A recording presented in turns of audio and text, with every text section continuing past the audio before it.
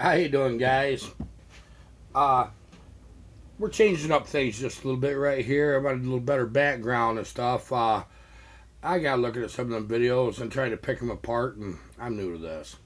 And I decided, well, we got a pile of. Hi, Daryl. How you doing, buddy? We got a pile of building materials sitting out in the big bay to do this room and get that map up. Now, we're going to try to get this done direct. So I might move out of this room for a few days. So if you don't see a video in a couple days, don't think too much. I'll try to get something up anyway. I got a lot of ground to cover. Well, let me get my coffee cup out of the way here. But you know who built me my axes, right? We'll cover that in a little bit. A couple of you wanted to see what it's like to tear one of these suckers apart. Okay, I did load this up. I'm going to be honest with you. Because I know some of them screws get sawdust in them, and you play hack digging that out, so you don't want to strip them.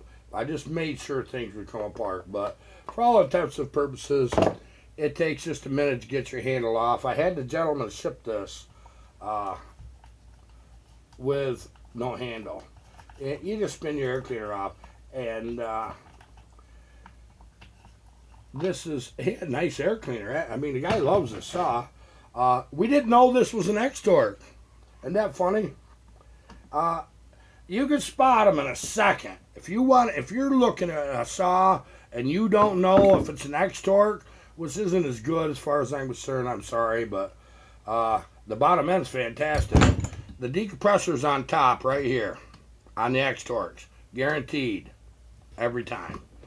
Okay, on a 372, they're on the side. See the little hole right there? That's where it goes. The cylinder sits like that. Okay, so anyway, enough of that. Let me get these screws out here. We'll continue right on talking. We got some really, really cool stuff coming up. I just started trying to get it all in. Hand season, been a little busy. I haven't got back into them comments. You people are so wonderful. I am so blessed. I'm not even trying to start a YouTube channel, if you don't know the truth. I was going to do this about a year out. Okay? That's what I was going to do. And that was my plan. But I wanted to get some information up on saw porting and stuff, plain and simple. These little lines here can be a bit of a booger. So, away you go. Okay? That's the throttle. That's what it takes there. A little rubber piece. You just push like that right up and snap it out on one side. It's a rubber mount. You snap it up on the other side, and then you come in here and you curl. That way you don't break them tabs off. You push your lines off, your fuel lines, and one thing and another, and away you go. I already took this screw out, so that makes that easier, because sometimes they fight me a little bit. But you might as well see how this is done. Gotta have this little bugger off. And away we go. It doesn't take long to take these apart, it really don't. You learn little tricks like that, These right here saws, I know them so darn well that I don't have to know where the bolts go. If this is one of the few saws I just throw them all in a bucket because I got every one memorized. When I'm out here a lot, you'll be surprised, but I actually dream about this stuff. What better dreams can you have? I mean, I'm sorry, come on. If you hate your frickin' job, find something you like and do it.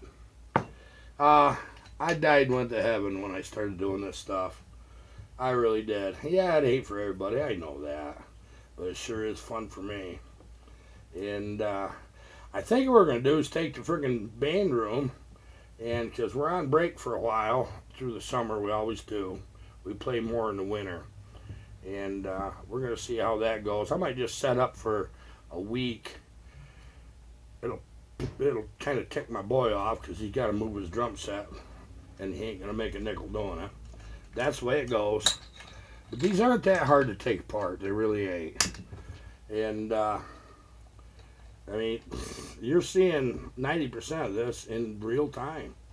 I'm going to show you the difference between the X-Torque, and you got to get these two here. I'll And you'd be surprised. You'll see what I'm talking about with them here in just another minute or two. And I'm trying to make this quick as I can. It is what it is some days. But you can get a few of these bolts that way. And you just kind of shake and you jiggle wiggle and you pull your little choke out and throw that in your bucket. You gotta get this little vacuum line down through. This saw has actually run quite a bit. You know, Jonathan, you've done well. You got the right mix oil, buddy. Put it in the comments what you use. I forget what it is. Okay, see, that's all there is to it. We don't need that. We'll just throw that away. And there you go. Okay, here's what I wanted to show you. This is what the important thing is. Okay. See these notches right here in this piston? Notice how long that piston is compared to this one. This is actually a 371. It's single ring. Same as a 372. See the size? See the difference? That's for fresh air to go in that cylinder. Plain and simple. See all that brown right here? That's on both sides. That's them rings being compromised from too much fresh air when the saw gets hot. I'll tell you that right now. And I don't like it. Now, what it is, one of the best cranks. Boy, this is a nice crank. It's freaking tight. Boy, you're a lucky man, Jonathan. This is good to go. I'm happy with that. Okay, I'm going to set this down a minute. We're going to go on just a little further with this, if it don't fight me too bad. These are a stratified saw. Half of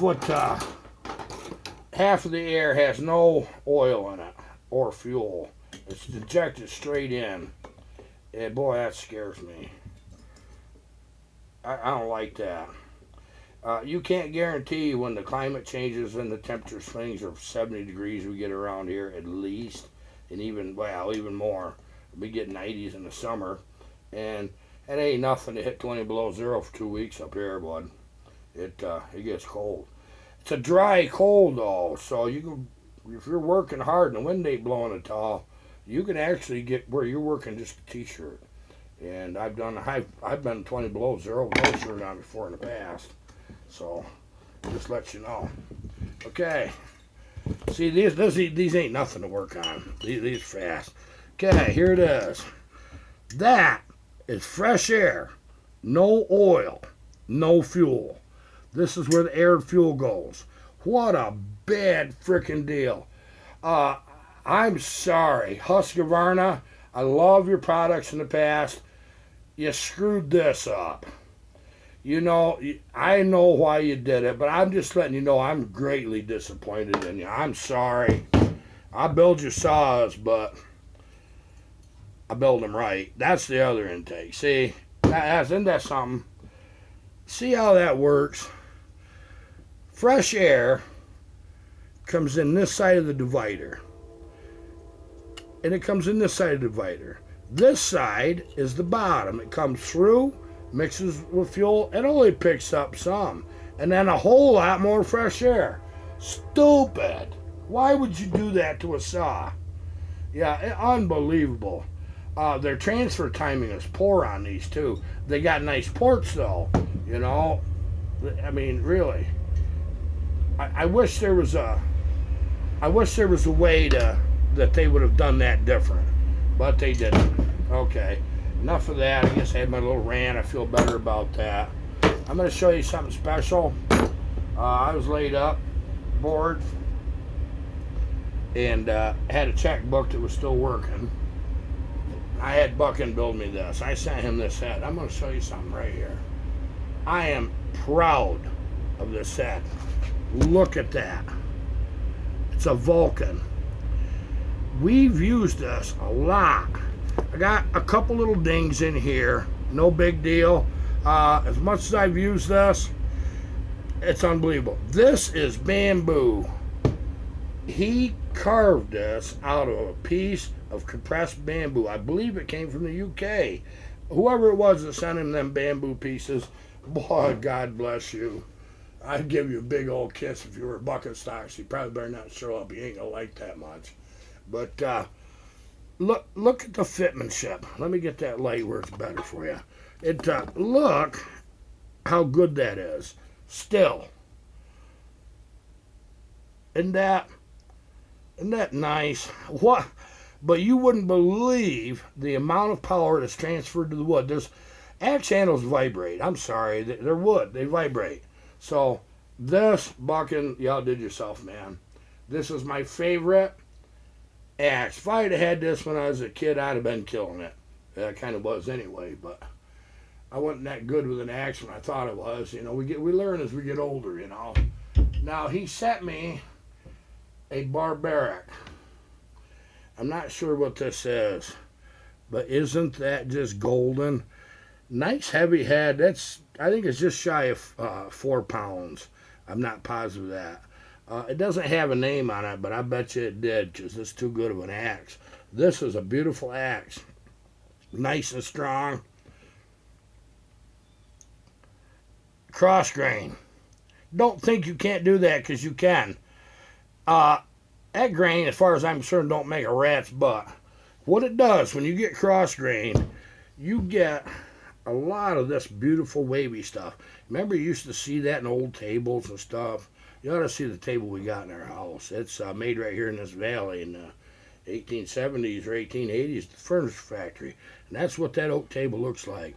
And, but isn't that nice? It is gorgeous. I love that. Yeah, don't be afraid of that grain. That grain don't mean nothing. So them quote-unquote pros that tell you you can't run a grain that hard, if you get to see me swing an axe, I'm going to tell you right now, I'm a fat old, one of them, logger, and been busted up a couple times, got a couple dents, you know. Don't think that I don't have power in an axe. I do. I've done it all my life. And when you watch how hard I swing this one and that one, you won't believe it. I did a maple job down around Woodhall, New York, and it hadn't been cut until I think it was 1861 is when the timber was cut. These are grabs for horse logging, okay? And these are blacksmith made, so they're 1860, let's say. I found 5 sets of these in this. They were through against the base of maple trees, which was probably too small to cut at the time. This stuff was monstrous. What this was an Indian village, but it was an extremely large one. I guess the population was around 5,000. And they had a ceremonial cave there and one thing and the other. I'm going to tell that story at some point. I'm not ready to yet. When you hear the story about that Indian village, you ain't going to believe me in the first place, and I don't care if you do or not, because I won't lie about it, but sometimes the truth is stranger than fiction, so it's coming up. Okay, so we kind of got all that in. We're trying to make a difference in people's lives here. You've heard all that stuff before, but I'm trying to build you good saws. I took a notion that you want to see just a little more of the details of the saws coming apart and being put back together, and you want to see Jonathan Huggins' X-Torque built into an XB, and you want to see Yank Doodle saw, which is going to have the dominant piston with the dome, and you want to see the big bore run against the one with the dome. You know what? I never thought about it. Thanks so much. When you put it in the comments, I'll do it. It's when it's possible, okay? I'll have to schedule this just a little bit funny, but I'm going to do it. As I never run the two side by side, but I think it's worth doing. What do you think? I want you guys to tell me what saw you think is going to run the hardest. It's not a trick question. 2mm big bore with a against a stock bore, high compression with a forged piston that turns RPMs. You know the big bore is going to have torque like a freight train. And it's going to run just about stock RPMs. You also know that because of the forged piston with the dome, I get more RPMs, but I'll have less torque. I pick up horsepower, though. Give me that opinion. And then, let's see. I'm not going to bother timing the cuts. It's too complicated for my poor soul. Well, I tell you, I'm having a hard time with the words today. I almost tell you in my own personal language, but away we go on that. Yeah, we're doing this room. Our map, we're getting so many people sending their names and where they're from. Our map is going to be freaking loaded. That map, I believe, is 4 foot tall by 78 inches long. And I'm not taking it out of the box to show you. Boy, I wish I could. But as soon as we're able, we're putting this room together. I think maybe this weekend. I know I want to go ride dirt bikes. I ain't been able to do that. And the weather's finally permitting. Okay, bye for now. See you on the next go-around. Thanks so much for all of you. New subscribers, you're wonderful. You guys